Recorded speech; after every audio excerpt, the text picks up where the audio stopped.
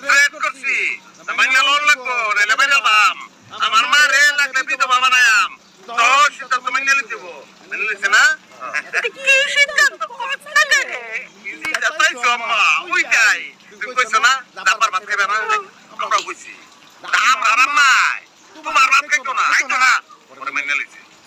অনেক অসুবিধা ভাত আমাকে জীবনে কোনো ভাত পাই আম্মা সকালবেলা পোলাও দুপুরে বিনুনি রাতে খিচুড়ি রুটিও খাইতে রুটিতে ভাত না গোলামের ফুটাইলে